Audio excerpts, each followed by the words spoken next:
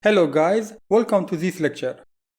This time we'll be discussing another jump statement named return statement, which is an important concept in programming. Okay, the return statement is used to exit a method and can also provide a value back to the caller if needed. By using the return statement, we can effectively end the execution of a method and hand back control to the code that called it.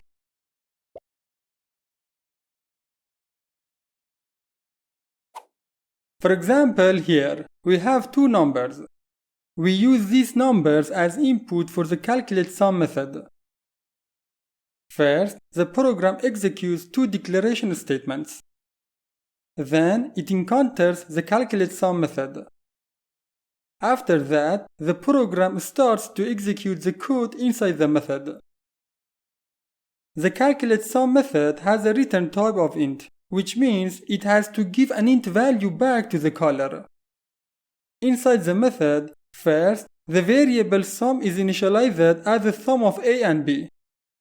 Following that, when the return statement is encountered, the method ends and sends the value of sum to the caller. And also, just like other jump statements, the return statement transfers control from one point to another point and returns control to the caller.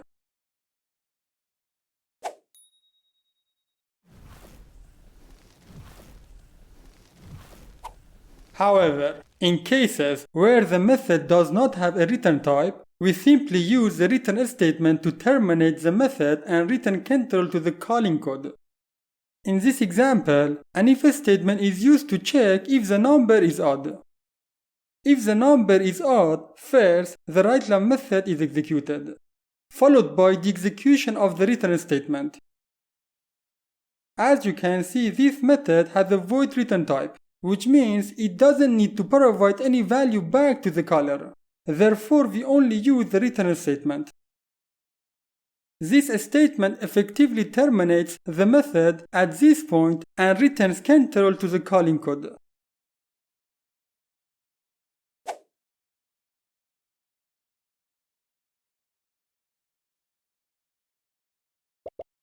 As you can see, the return statement is commonly used in methods to provide a result or indicate a specific condition. It's worth noting that in the intermediate course, we'll talk about method in detail. Alright, let's jump into VS Code and see the return statement in action. Here, in the floating point numbers challenge, we created an application that calculates the area of a circle. Now, our goal is to improve the code using the return statement. Let's create a method called calculateArea that calculates the area of a circle.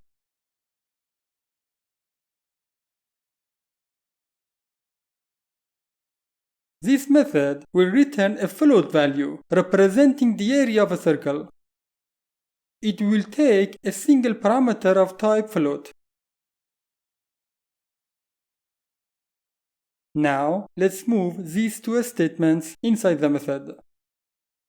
Additionally, we'll include the declaration of the pi number within the method. Finally, we'll utilize the return statement to return the value of area.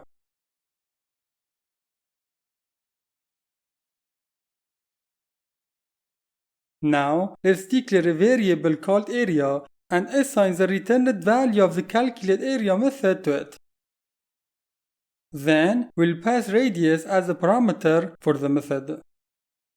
Alright, we need to ensure that the user provides a valid number as input. To achieve this, we can utilize the tryParse method, which will validate the user's input.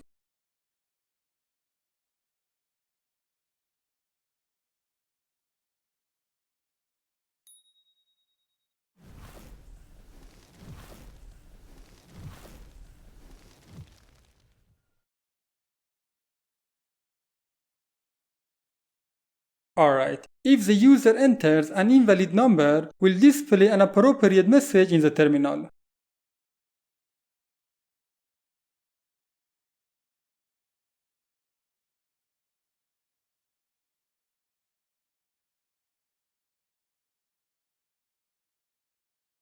Additionally, let's employ the return statement here to terminate the application. This statement effectively escaping the execution of subsequent statements. Okay, in the main method, there is no need to return any value since it has a void return type. So, we only use the return statement. Now, let's test the functionality of the application.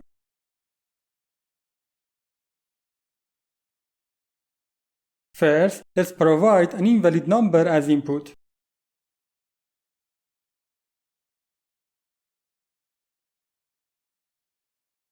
Next, let's input a valid number.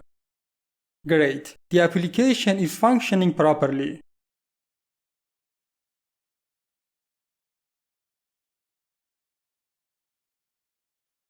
Alright, in this example, when an invalid number is entered, the return statement terminates the application immediately.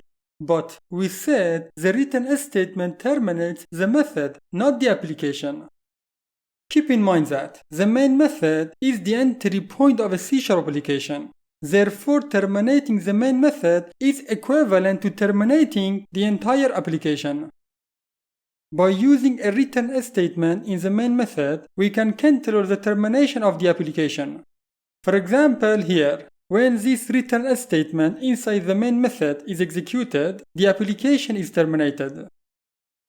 On the other hand, when we use a return statement inside the method, it only ends that specific method. Okay, done. See you in the next lecture.